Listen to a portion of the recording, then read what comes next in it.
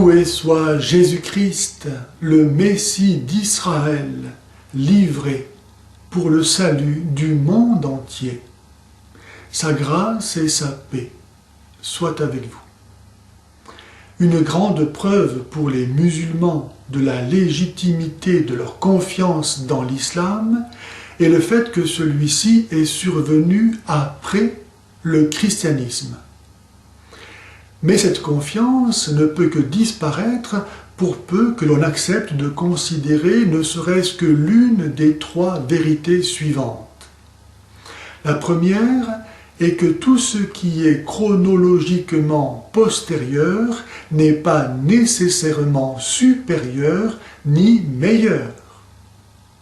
La preuve en est que la décadence, la déchéance, la perversion, la pourriture suivent nécessairement un état de perfection, de plénitude qu'elles corrompent.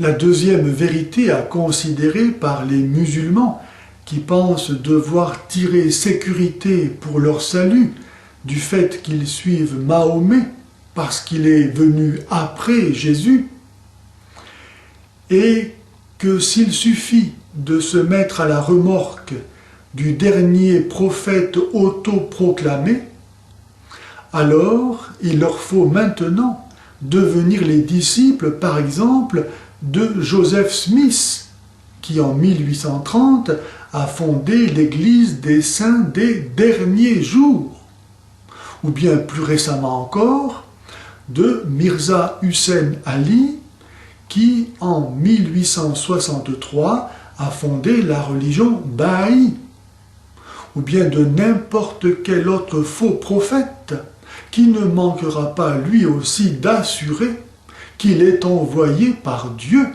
C'est si facile que ce n'est pas ce qui manque.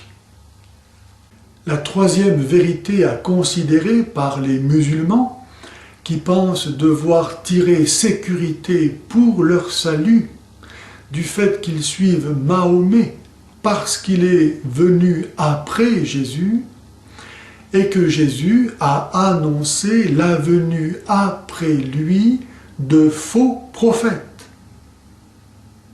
et que les livres qui en rendent témoignage ont été écrits avant la venue de l'islam, en sorte que l'on ne peut pas les soupçonner d'avoir été falsifiés pour dénigrer l'islam, auquel Jésus pensait certainement lorsqu'il enseigna la parabole de l'ivraie dans le champ, que l'on trouve dans l'Évangile selon saint Matthieu, au chapitre 13, versets 24 à 31, 36 à 43. Que celui qui a des oreilles pour entendre, qu'il entende.